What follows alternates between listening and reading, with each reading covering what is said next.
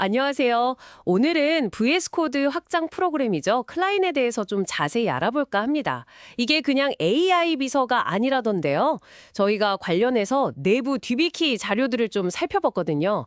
그래서 클라인이 정확히 뭐고 또 어떻게 작동하는지 그리고 여러분 코딩이 어떤 도움을 줄 수 있을지 한번 제대로 파헤쳐보죠. 자, 그래서 클라인 이게 단순 코드 제안만 하는 게 아니라고요. VS 코드 안에서 직접 뭐 파일도 만들고 고치고 터미널 명령도 내리고 심지어 웹브라우저까지 쓴다고요. 도구라는 걸 쓴다면서요? 네, 맞습니다. 그 도구 시스템이라는 게 클라이언의 가장 큰 특징 중 하나죠. 그러니까 AI라 그냥 답변만 주는 게 아니라 사용자가 오케이 하면 실제 개발 환경에서 손발 역할을 하는 거예요. 파일을 읽거나 쓰고 고치고 또 터미널 명령어 실행하고 브라우저 열어서 뭐 정보 가져오고 이런 것들이요. 아, 사용자의 승인 하에요. 그게 중요하겠네요. 그렇죠. 사용자가 통제권을 갖는 거죠. 흥미롭네요. 그럼 이걸 어떻게 조절하면서 쓰나요? 뭐 계획 모드랑 실행 모드 이런 게 있던데요. 네, 그 두 가지 모드가 있어서 좀 유연하게 쓸 수 있어요. 계획 모드는 말 그대로 AI랑 먼저 상의하는 단계예요. 이런 작업할 건데 어떻게 할까? 하고 계획을 짜보는 거죠. 복잡한 일 하기 전에요. 아, 먼저 밑그림을 그려보는 거군요. 맞아요. 그리고 실행 모드는 이제 계획이 섰거나 아니면 간단한 명령일 때 바로 그 도구를 써서 실행에 옮기는 거죠. 사용자가 선택할 수 있다는 거네요. 계획부터 할지 바로 실행할지. 네, 작업 성격에 따라서요.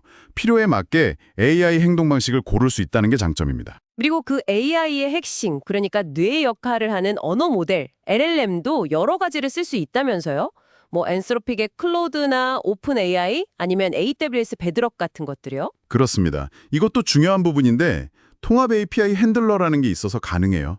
이게 뭐냐면 그 각 회사마다 LLM 쓰는 방식이 조금씩 다르잖아요. 인증 방식이라든가 메시지 보내는 형식, 응답 처리 같은 거요. 네, 다 다르죠. 복잡하고요. 그걸 이 핸들러가 중간에서 다 맞춰주는 거예요. 사용자는 그래서 특정 회사 모델에 얽매일 필요 없이 그냥 원하는 LLM을 골라서 쓸 수 있게 되는 거죠. 비교적 쉽게 바꿀 수도 있고요. 오, 굉장히 유연한데요? 근데 만약에 기본 제공 기능 말고 뭔가 더 특별한 걸 하고 싶으면 어떡하죠? 모델 컨텍스트 프로토콜? 그 MCP? MCP라는 게 있던데요? 아, MCP. 네, 그거 정말 강력한 기능입니다. 확장성이죠, 확장성. 이게 뭐냐면요.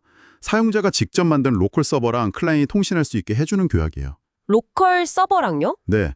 그래서 사용자가 직접 만든 도구나 아니면 뭐 회사 내부 데이터베이스 같은 리소스를 클라이언이 쓸 수 있게 만들 수 있어요. 와, 그럼 가능성이 무궁무진하겠는데요? 예를 들면 어떤 게 있을까요? 예를 들어 뭐 우리 회사에서만 쓰는 특별한 API가 있다거나 아니면 복잡한 계산 로직이 필요한 경우에요. 그런 걸 별도의 서버로 만들어서 MCP로 연결하면 클라이언이 그걸 도구처럼 쓸 수 있는 거죠. 클라인의 핵심 코드를 직접 고치지 않고도 기능을 막 추가할 수 있다는 거네요. 바로 그겁니다. 각자 환경에 맞게 클라이언을 맞춤 설정할 수 있는 거죠. 이게 정말 큰 장점이에요. 근데요, AI가 뭐 파일 수정하고 터미널 명령 내리고 그런다니까 솔직히 좀 불안한 마음도 들거든요. 안전은 괜찮을까요? 당연히 그 부분도 고려되어 있습니다. 중요한 안전장치들이 몇 가지 있어요. 우선 대부분의 도구를 사용하기 전에는 사용자한테 꼭 물어봐요. 이거 실행해도 될까요? 하고요. 승인 없이는 함부로 못 움직이죠. 아, 일단 물어보는군요. 다행이네요. 그리고 파일을 수정하기 전에는 자동으로 깃 스냅샷을 남기는 체크포인트 기능이 있어요. 혹시 잘못돼도 쉽게 되돌릴 수 있게요. 보험 같은 거네요. 그렇죠.